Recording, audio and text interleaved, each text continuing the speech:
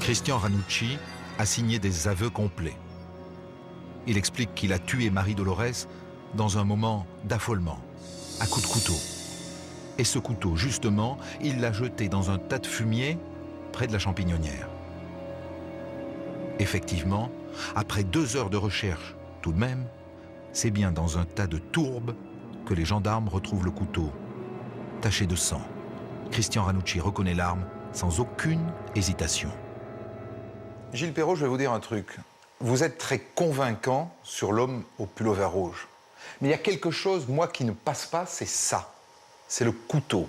Moi, le récit que j'ai de la découverte du couteau, c'est qu'on a interrogé Ranucci, il a dit où il avait caché le couteau qui a tué la petite fille, on est allé fouiller à l'endroit qu'il avait désigné et on a trouvé le couteau. Et ça, c'est terriblement à charge. Alors vous pouvez me raconter toutes vos histoires d'hommes au pullover rouge. Je suis d'accord avec vous, que demander de plus? Il dit où est le couteau, on y va, on trouve le couteau. Bon, moi c'est réglé, il n'y a plus de place pour le doute. Hein?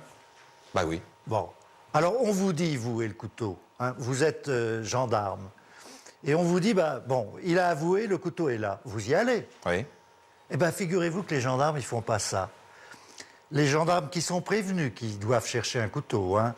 Le capitaine Gras, qui commande la brigade de gendarmerie, il a fait préparer sa poêle à frire, ce qu'on appelle le détecteur de métaux. Tout est prêt. Et donc, la fin des aveux de Ranucci, c'est 17h30. Et à 17h30, les recherches commencent avec la poêle à frire. Et chose curieuse, chose étrange, il les commence à 1200 mètres, 1 km 200 de ce tas de tourbe, où Ranucci vient d'avouer qu'il a caché le couteau.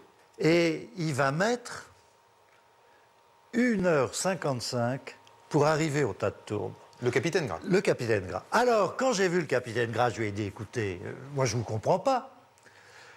On vous dit, parce qu'il était relié par radio-téléphone avec la police à Marseille, qu'il y avait Ranucci qui venait d'avouer.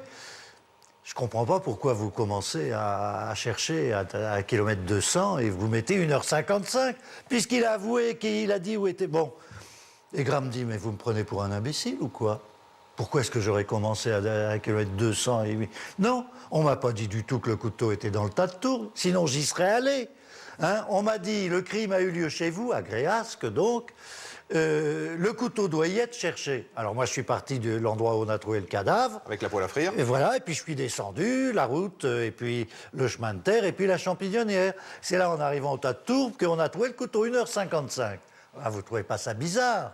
Bon, est-ce que vous auriez fait ça, vous, si on vous avait dit non, vous seriez allé au tas de tourbe, moi aussi. Deuxième chose, on trouve donc le couteau le 6 juin, en fin d'après-midi, 2 heures avant qu'on ne retrouve le couteau. On a les procès-verbaux de gendarmerie, la découverte du couteau.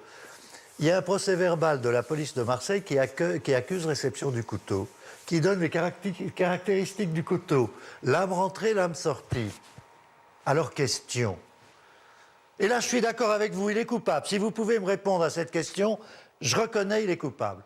Comment la police marseillaise pouvait-elle, le 6 juin, donner les caractéristiques d'un couteau qu'on allait trouver 2 heures plus tard à 25 km de Marseille?